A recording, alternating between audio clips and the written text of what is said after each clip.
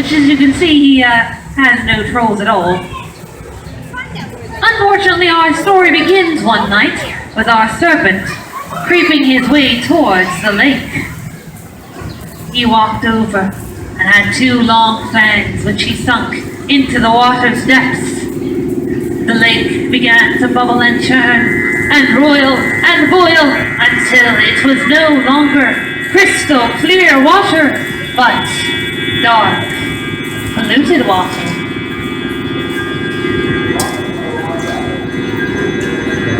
Well, the serpent was so proud of himself that he did a silly dance all the way back into his dungeon.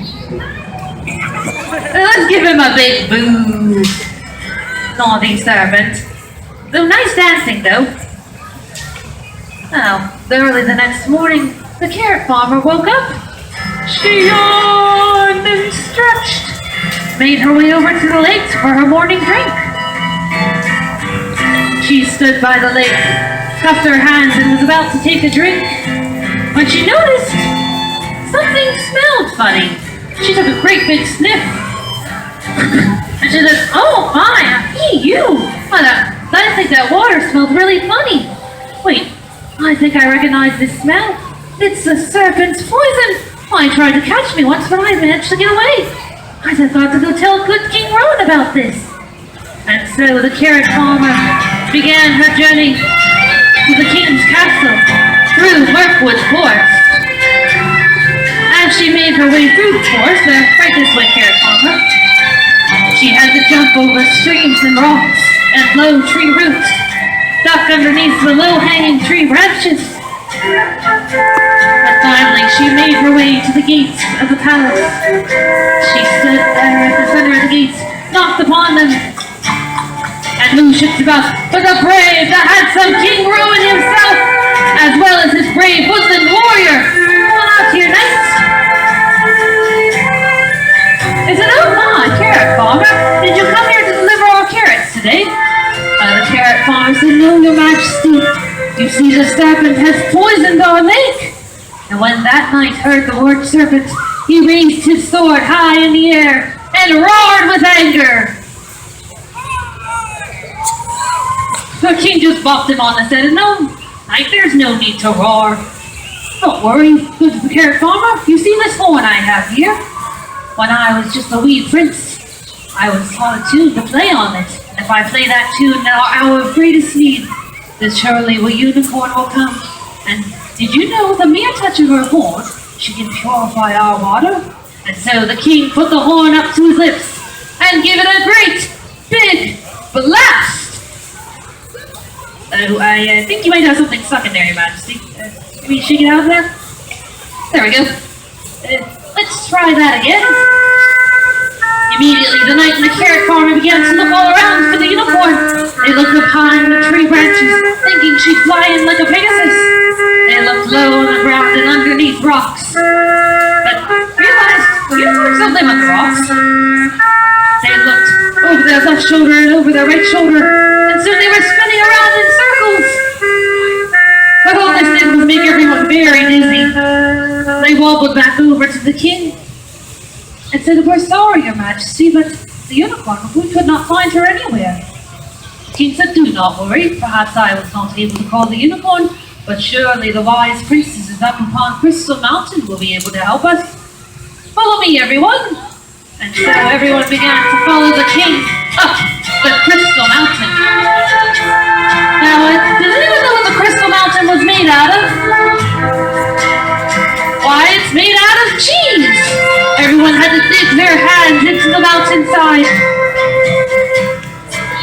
But it was a hot summer's day and the cheese began to melt, which was not Gouda. It was cheddar. I think it melts at a lower temperature. They began sliding to the right and sliding to the left.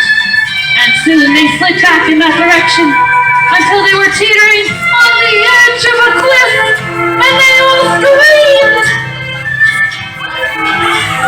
But luckily the smallest knight pointed forward and said, "Wait a minute, everyone. Why don't we just take the stairs?" Everyone bopped themselves on the heads and began following that knight up the tall crystal staircase. But these good people had not had a drink in days. Their legs began to shake. Their tongues hung out of their mouths.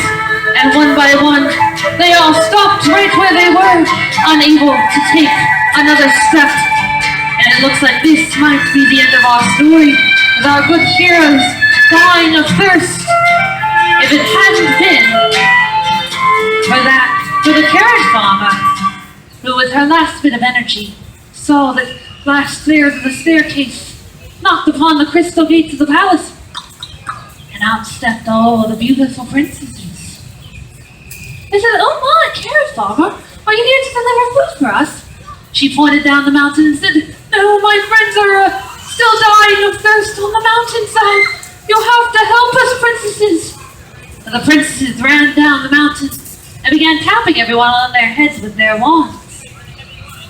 And as soon as everybody felt that, their mouths were filled with a gulp of refreshing water. And if you were using your imagination, you could feel that water. Why, everyone was so happy they jumped up and cried out, "Huzzah! I thank you so much, princesses."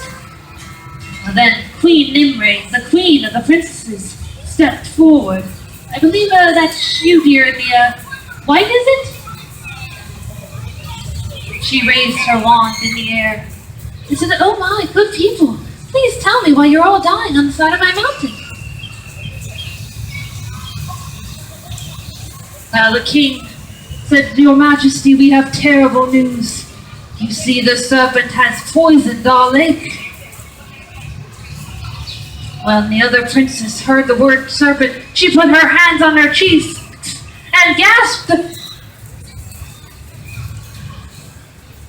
And the queen raised her wand and said, "Don't worry, but when I was just a wee princess, the unicorn taught me a tune. And if I whistle it just right, surely she will come down to our aid." I can't get it. So the queen puckered up her lips, took a great deep breath, stood on her tippy toes, faced the other way, and began to whistle her tune. Immediately, everyone began running all over the mountain once more to look for her.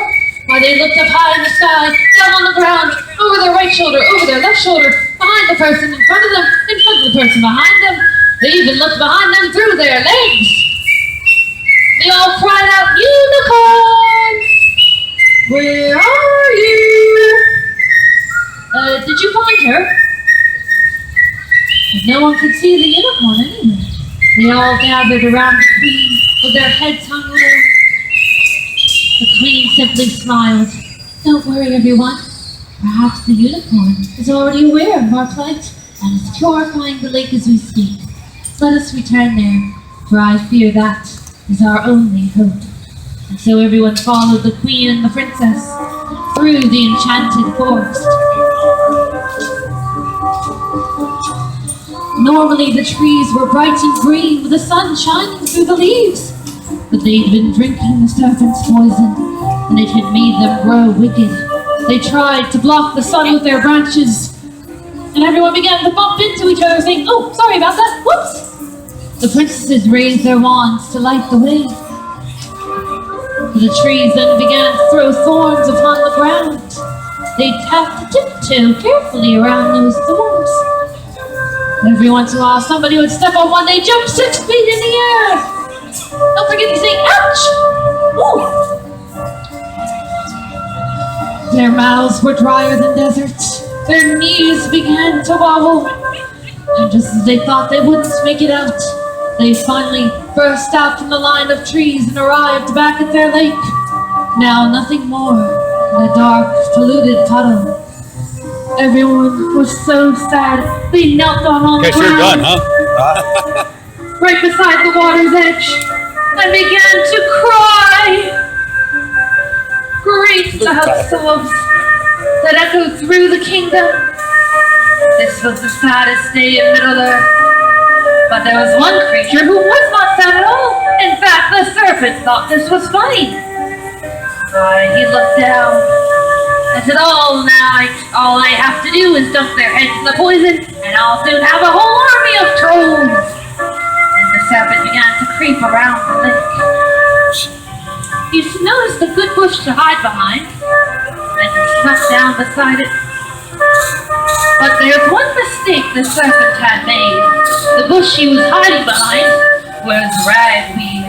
And if there's one thing that can make a serpent sneeze, it's ragweed. He began to sneeze up a storm. As King Rowan noticed he was getting sneezed on, he stood up, pointed his sword at the bush. Do you see that bush, everybody? Why, I don't think that's a sneezing bush. I think that's an ambush! Quickly, everyone, to the other side of the lake! Everyone gathered by the other side. The king and the knight stood in the front. Right over here, actually.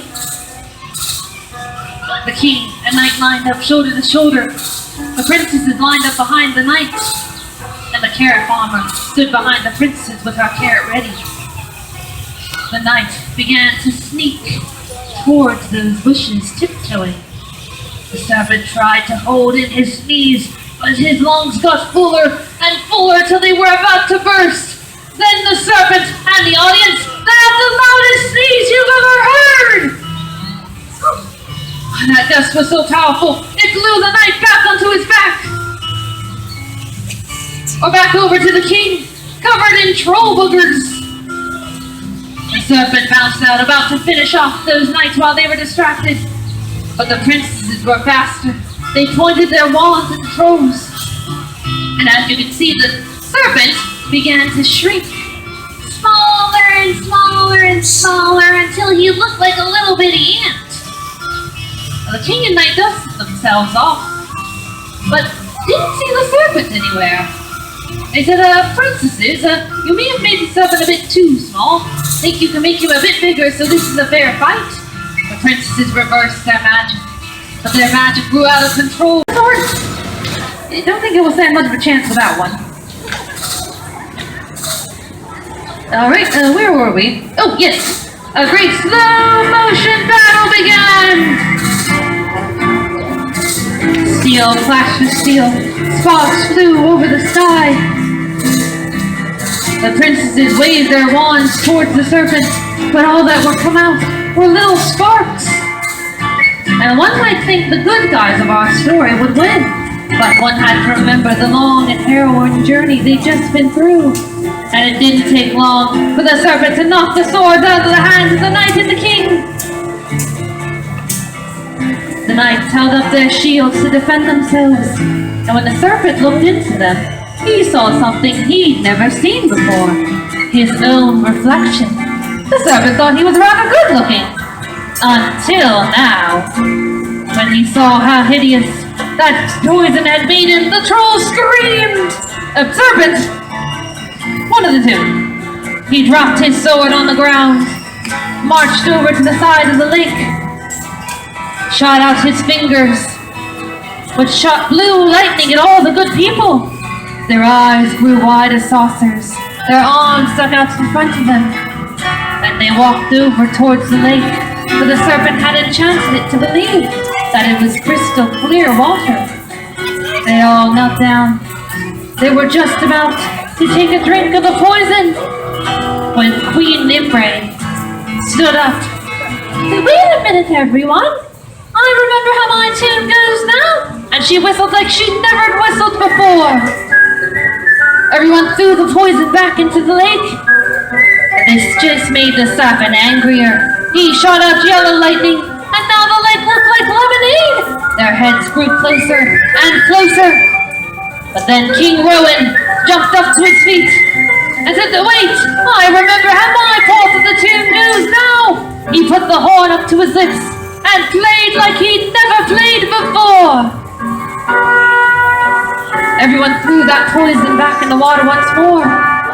This made the serpent furious. He shot out red lightning, but now the lake looked like pomegranate juice. No one could resist the allure of so many antioxidants. Their heads grew closer, their noses about to touch the poison. But it was too late for the serpent, for as the song of the king and queen was caught by the wind, it was lifted higher and higher and higher until it reached the highest mountain peak in all Middle-earth. And there at last, in their hour of greatest need, the unicorn did hear the music.